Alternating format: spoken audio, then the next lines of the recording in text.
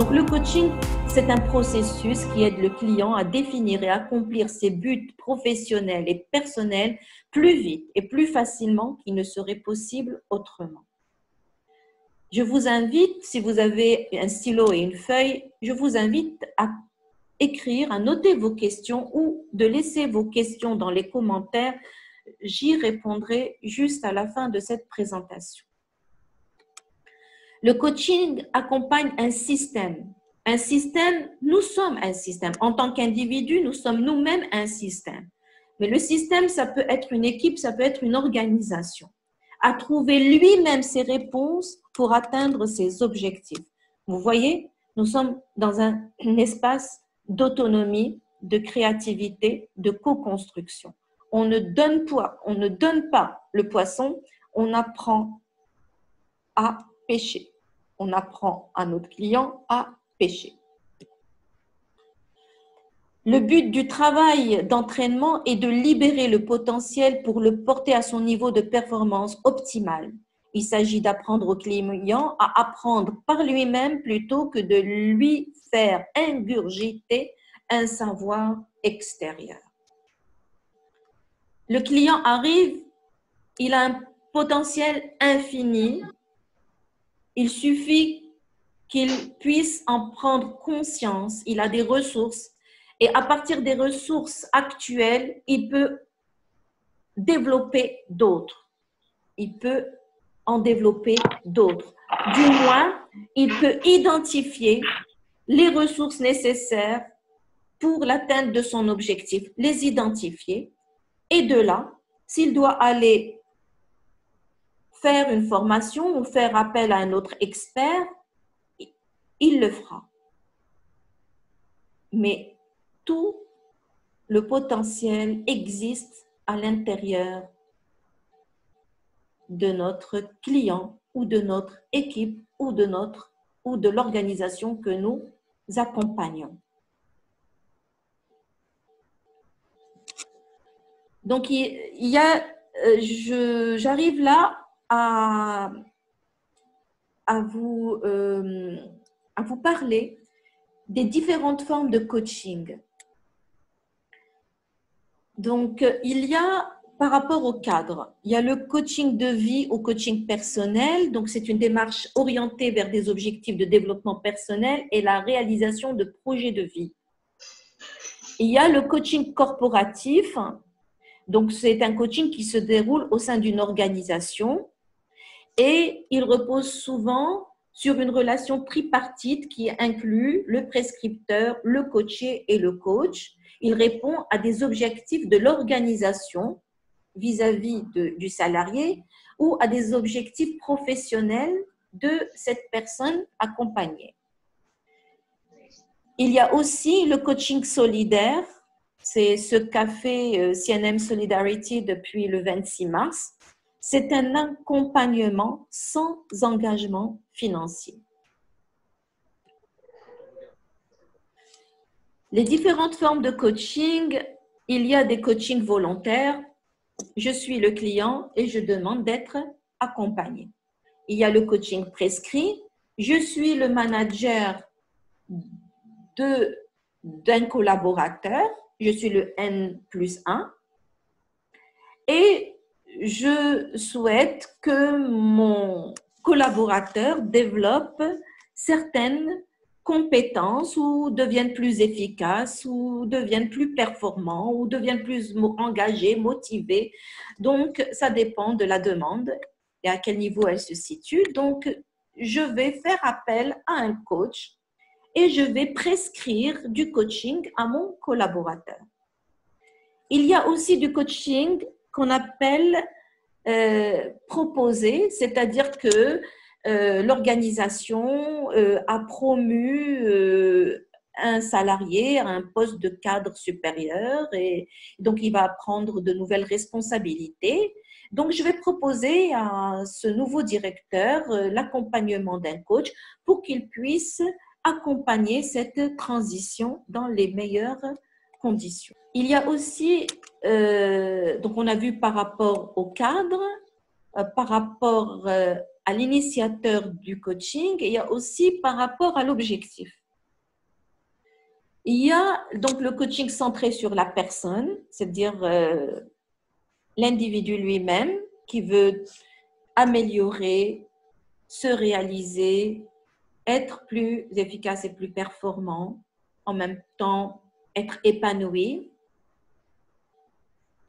Parce que le coaching, il va aller harmoniser ces deux polarités qu'est le bien-être et la performance qui, à premier abord, peuvent apparaître comme contradictoires, mais le coaching arrive à harmoniser ces deux polarités. Donc, le coaching centré sur la personne,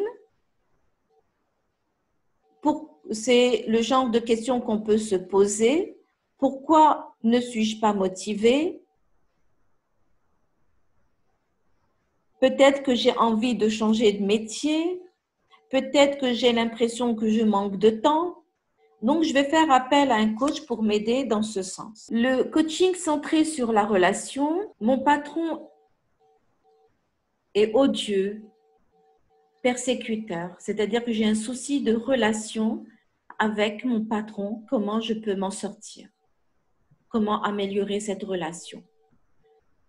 Je ne peux pas supporter Monsieur X et ça agit sur mon état et je suis stressée. Je vais au travail, je subis un stress et je frôle le burn-out. Je peux faire appel à un coach pour aller résoudre ce problème relationnel. Mon collègue me fait la gueule. Qu'est-ce qui se passe? Donc, vous avez compris que c'est un coaching centré sur la relation. Il y a aussi le coaching centré sur le management. Mon équipe manque de punch. Comment gérer des conflits internes à l'équipe? Comment mieux animer mes réunions? Le coaching peut aussi vous aider à résoudre ce genre de problèmes et à atteindre de meilleurs résultats.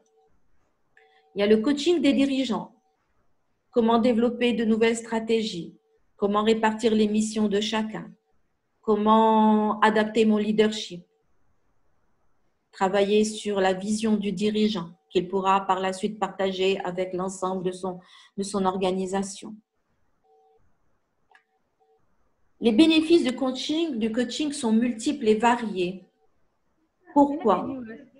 Pourquoi? Parce que le coaching crée des espaces et des conditions favorables pour que soit expérimenté l'instant présent, l'ici et le maintenant, pour expérimenter et développer la flexibilité et l'adaptabilité, retenez ça, l'adaptabilité, le coaching permet de développer l'adaptabilité et la créativité. Et que quand je parle de créativité, d'abord c'est de la créativité au niveau de nos comportements, parce que si je continue à utiliser le même comportement, j'obtiendrai le même résultat.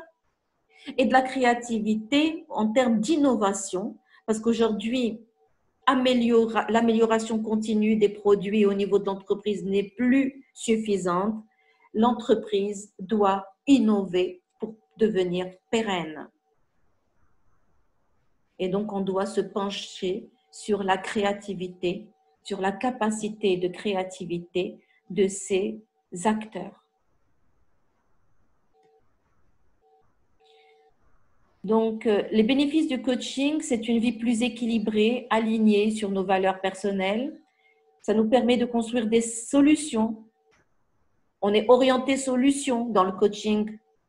On est dans le comment trouver des solutions. On n'est pas dans le pourquoi nous avons des problèmes. On n'est pas dans, on reste pas, même si on y touche, mais légèrement, on reste pas coincé dans les causes. On préfère aller voir l'effet du résultat pour que l'attraction se fasse vers le but qu'on s'est fixé. Une meilleure tolérance envers les autres et une plus grande exigence envers soi-même. Nous avons besoin de nous améliorer continuellement, de donner le meilleur de nous-mêmes. C'est une exigence positive, ne la prenez pas comme une forme de pression, parce que quand on s'améliore, on satisfait notre élan naturel d'évolution. Une meilleure capacité à s'adapter au changement de la vie et le développement de notre potentiel, de nos talents naturels et de notre excellence. Je vais continuer, la liste est très longue, très longue. Une meilleure intégration du savoir, du savoir-faire et du savoir-être. Le coaching nous permet de développer notre imagination et notre créativité. Il nous permet de développer des habiletés relationnelles et de leadership, permet d'améliorer les performances et l'efficacité professionnelle et il nous permet une meilleure utilisation des personnes, des compétences et des ressources. Enfin, le coach, qui est-ce? C'est une personne qui sait écouter, qui ne juge pas, qui accueille l'autre entièrement, totalement comme il est. Il est dans une présence entière, il est présent à ce qui se passe à l'intérieur de lui et à ce qui se passe dans l'espace coaching et il est présent aussi à l'autre pour éviter toute projection et comprendre les résonances, les systèmes de résonance que cet espace implique. Il possède des qualités d'analyse, d'empathie, d'intuition. Il capte le langage du tout, de l'énergie, des vibrations, de la voix, du mental, des émotions, du corps et du cœur. Donc, c'est un aspect holistique de l'être humain. On accompagne le client dans ses différents aspects au niveau du côté émotionnel, au niveau du corps, de ce que le corps dit, parce que le corps ne ment pas, il exprime tellement de choses, le corps. Au niveau de la pensée, de ses idées, de ses croyances. Donc, c'est un accompagnement holistique. Le coach aide ses clients à faire des choix efficients. Il soutient les individus et l'organisation dans leur évolution par rapport à de nouveaux environnements. Vous comprenez que là, nous sommes en train de subir une crise. Nous ne l'avons pas choisie. Et c'est le cas de le dire. Elle nous a été imposée. Et quand je dis subir, c'est entre guillemets parce que nous avons le choix d'utiliser ce moment de crise pour nous reconstruire et sortir plus grand. Et nous l'avons expérimenté depuis le 26 mars en plongeant à l'intérieur de nous et en allant découvrir la personne la plus importante qui est nous-mêmes et découvrir les trésors cachés, enfouis. On est parti déblayer, enlever la poussière pour aller toucher l'essence de nous-mêmes, le cœur de nous-mêmes, là où il y a notre potentiel. Donc, le coach co-construit le futur désiré des clients en activant des ressources nécessaires pour atteindre ce futur tout en les connectant à leur vision. Vous voyez, là, c'est clair. Qu'est-ce que fait le coach? Il projette, il demande à son client de se projeter dans un avenir désiré. Il lui pose la simple et facile, elle est simple mais difficile de réponse. Qu'est-ce que tu veux? Et pourquoi tu le veux? Pourquoi et pour qui tu veux atteindre ça?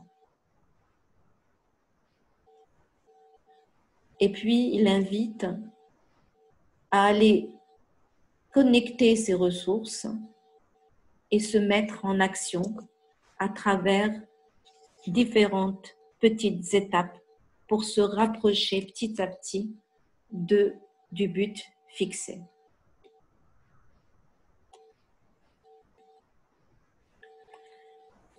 Nous arrivons à notre deuxième partie de cette présentation. J'espère que la première a été enrichissante et claire pour vous. Je serai là pour répondre à toutes vos questions dans quelques minutes.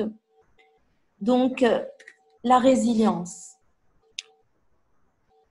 Vous vous rappelez, je vous ai dit, faites attention à un mot qui était... Vous vous rappelez? Alors, je vais vous expliquer pourquoi je vous ai dit de faire attention à ce mot pour que vous puissiez faire une relation entre le coaching et la résilience. On n'a jamais eu de clients qui viennent nous voir pour nous dire « Écoutez, madame, je voudrais développer ma résilience. » Mais quelque part, c'est sous-entendu.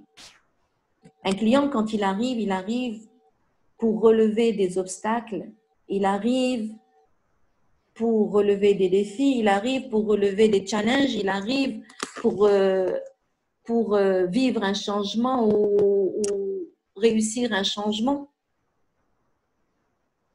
Il arrive des fois parce qu'il est en train de vivre une crise. Alors vous comprenez que lorsqu'on perd notre emploi, on a deux façons de réagir.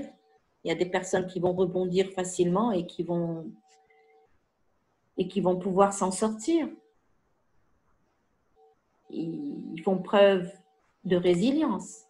D'autres, ils vont être simplement cassés. Ils n'ont plus d'énergie pour avancer. Donc, ils viennent dans cet espace de coaching pour retrouver cette motivation qui va les aider à dépasser les difficultés et les problèmes et aller progresser vers l'atteinte de leurs rêves et de leurs objectifs. Au départ, la résilience, les chercheurs ont parlé de résilience dans le domaine de la santé. Donc, ils voulaient comprendre les mécanismes de protection, comment les gens qui ont vécu des accidents et des traumas graves arrivaient à se relever de ces traumas. Donc, ils ont étudié ces gens qui se relevaient et donc ça correspondait, la résilience, les chercheurs dans les années 60, dans les années 50, ils la définissaient comme étant une croissance post-traumatique, c'est-à-dire la capacité à se remettre d'un trauma. Aujourd'hui, la définition de la résilience s'est élargie. Dans mes différentes lectures, j'ai rencontré plusieurs définitions, je les ai notées là pour vous. C'est la capacité à rebondir dans l'adversité, à retrouver l'équilibre après avoir reçu un choc. C'est comme la balle. La balle, elle rebondit. L'idée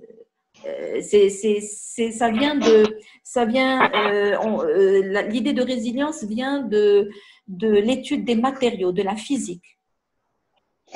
Donc, il y a des matériaux que vous pouvez tordre et ils vont retrouver leur état initial.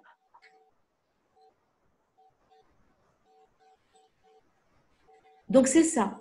C'est que nous sommes dans un état d'équilibre, on sort de cet état d'équilibre et on revient vers l'état d'équilibre. Donc, le coach, il va vous accompagner de cet équilibre vers l'équilibre. Si vous voulez, de la zone de confort vers une autre zone de confort, mais en passant par des zones d'inconfort. Vous comprenez? Je vous explique.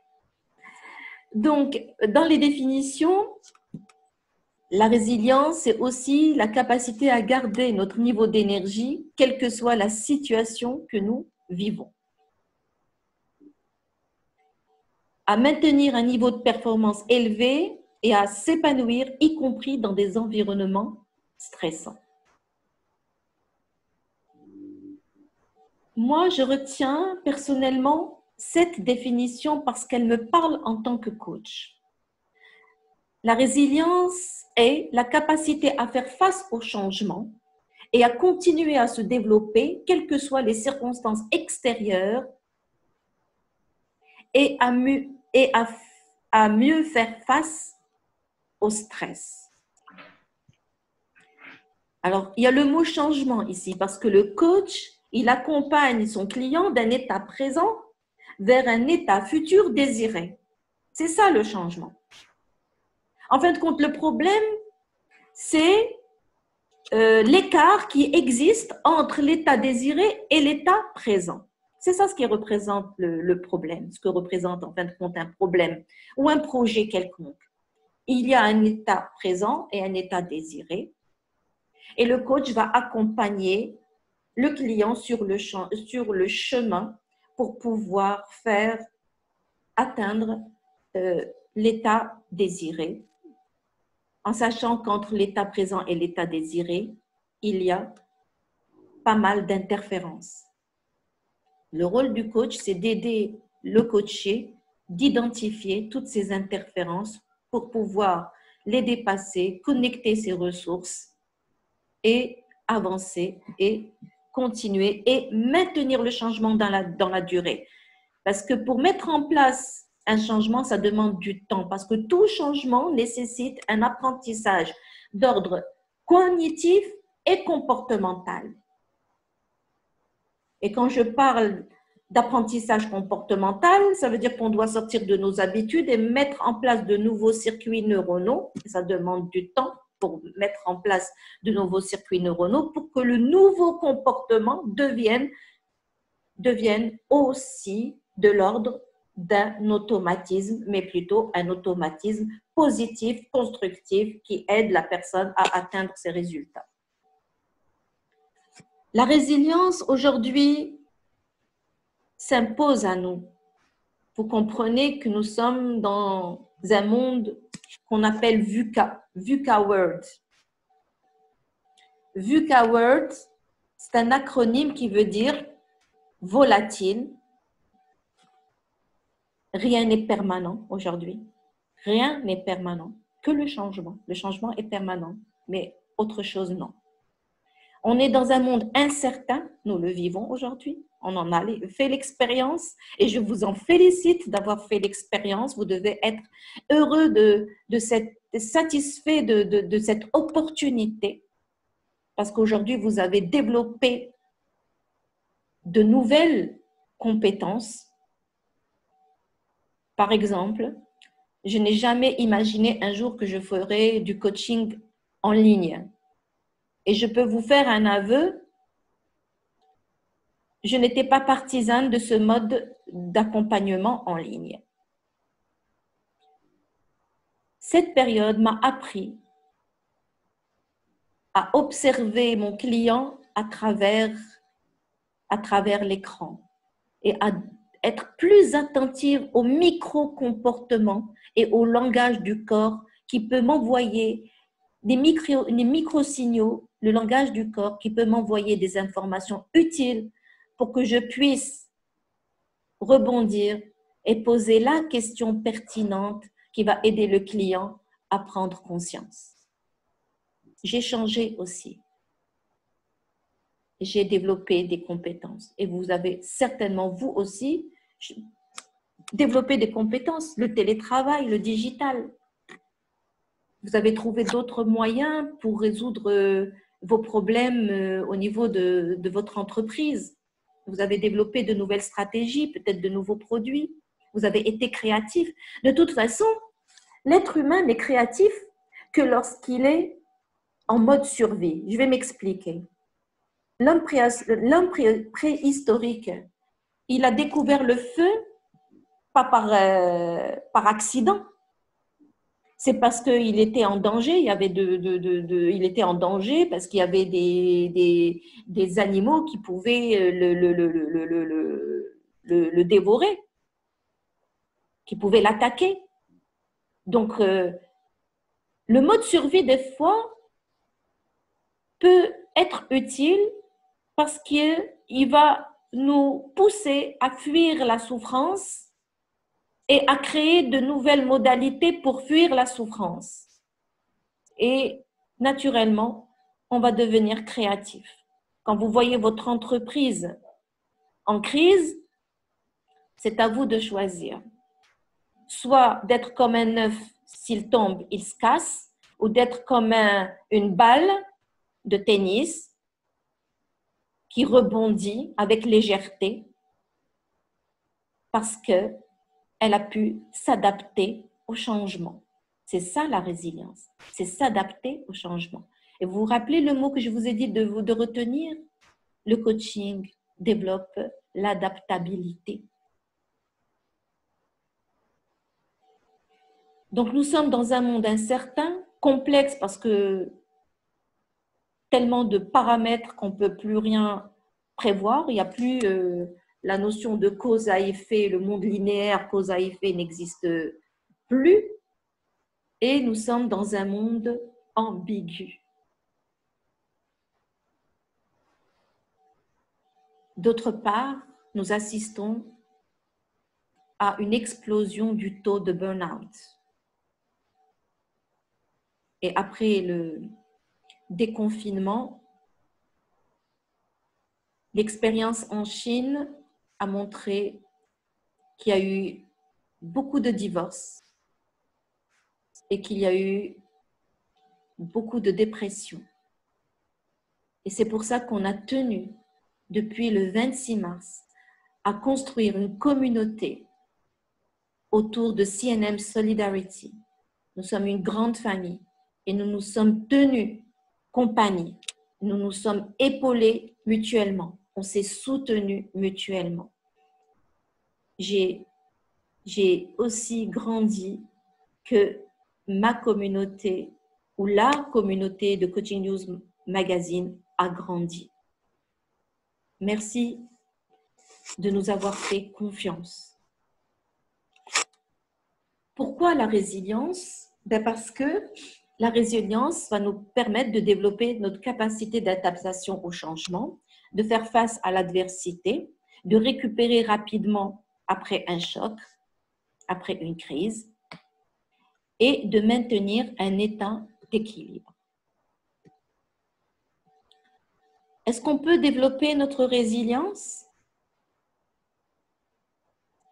Oui, nous pouvons développer notre résilience parce que la résilience est une compétence et que nous avons toutes les ressources pour développer la résilience.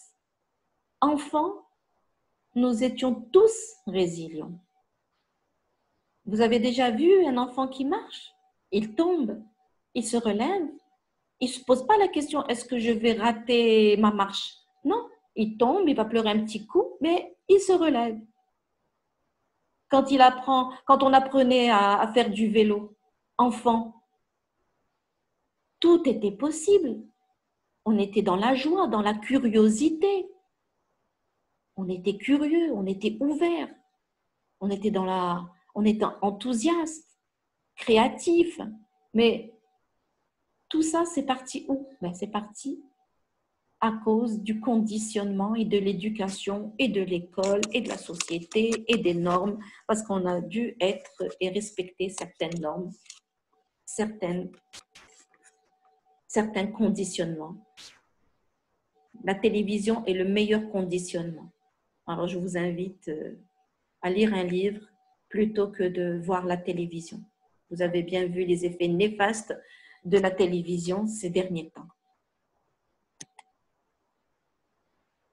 Alors, Timothée Gallwey dit « Toute entreprise humaine implique un engagement dans deux domaines, l'extérieur et l'intérieur. Le jeu extérieur permet de surmonter les obstacles extérieurs et atteindre un but extérieur.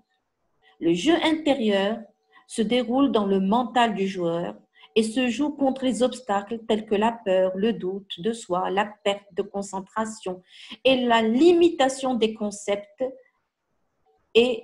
ou des hypothèses. Le jeu intérieur se joue pour surmonter les obstacles qu'une personne ou une équipe s'impose à elle-même et qui les empêchent d'atteindre leur plein potentiel. Le plus grand obstacle, c'est nous-mêmes. Le plus grand obstacle à nos projets, c'est nous-mêmes. Les limites sont à l'intérieur de nous. Mais la bonne nouvelle, c'est que vous pouvez les identifier et les transformer avec l'aide d'un coach.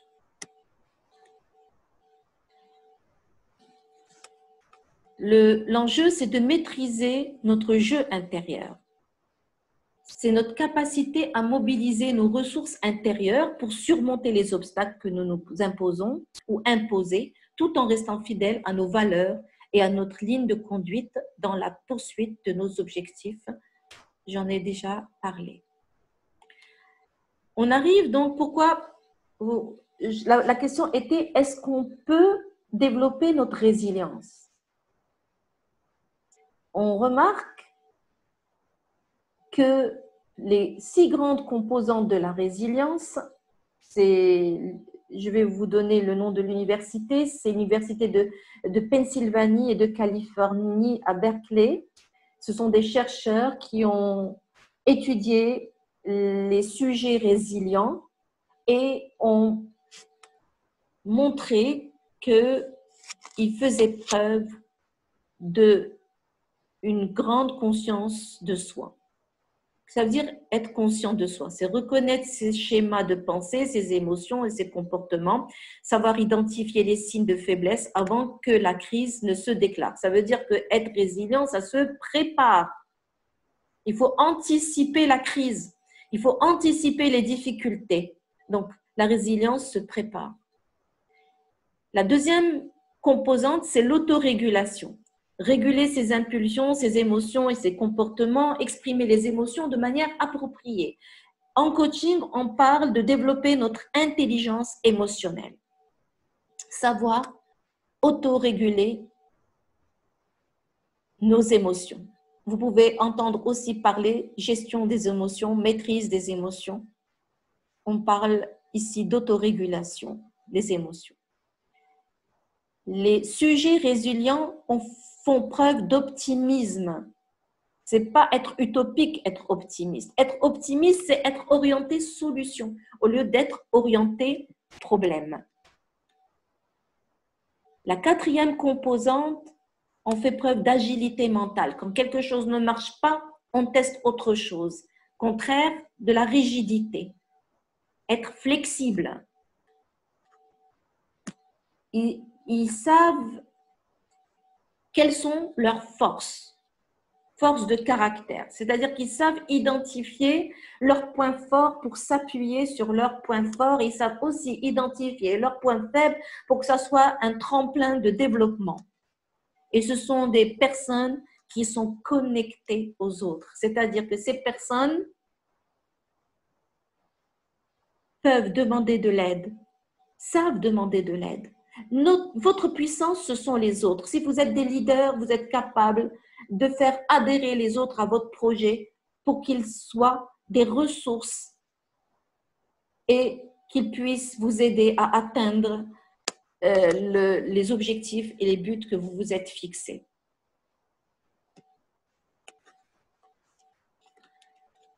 Ça, c'est une diapositive que vous avez vue tout à l'heure, mais quand je compare les 6 composantes que l'université de Berkeley a données avec l'origine du coaching, je trouve des points communs.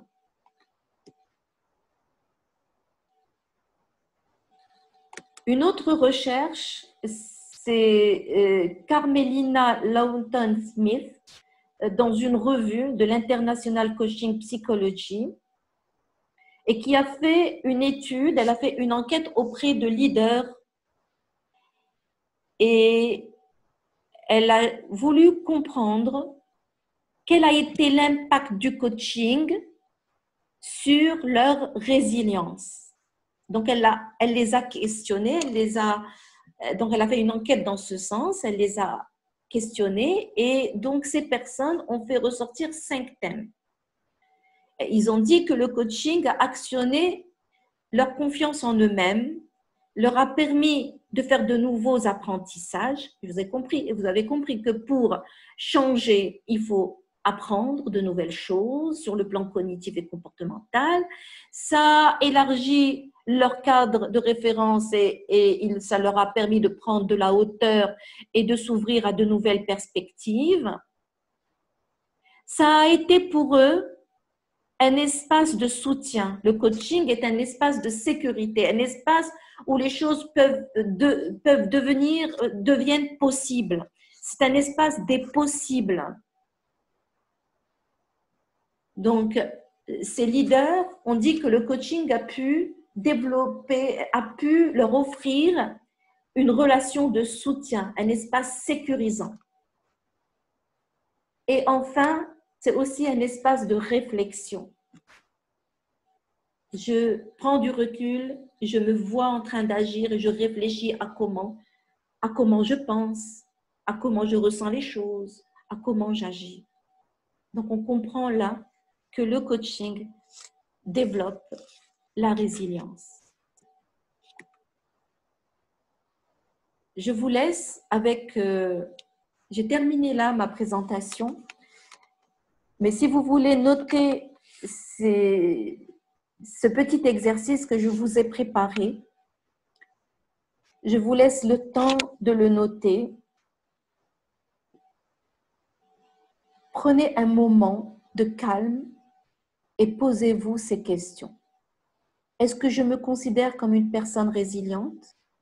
Combien de temps m'a-t-il fallu pour remonter après chaque événement difficile? Et quel a été le niveau d'énergie déployé pour revenir à un niveau plus élevé? 2.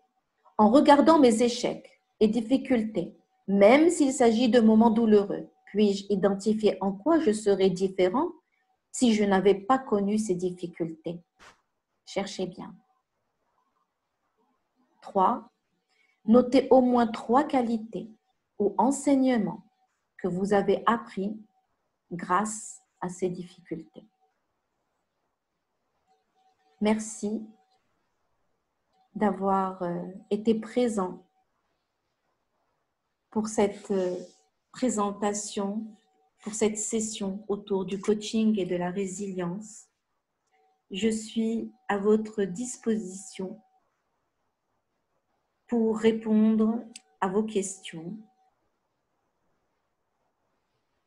Et j'espère que maintenant, vous vous êtes fait une idée un peu plus claire de ce que ce métier implique et de ce que ce métier apporte. Moi, j'en ai fait mon métier. Je suis passionnée par l'humain. J'ai toujours été dans le monde de l'humain. J'ai toujours accompagné les personnes à grandir depuis l'âge de 23 ans. J'ai toujours travaillé à aider les autres à réussir. Et un vrai leader, c'est celui qui aide les autres à réussir. Je vous écoute. À vous la parole.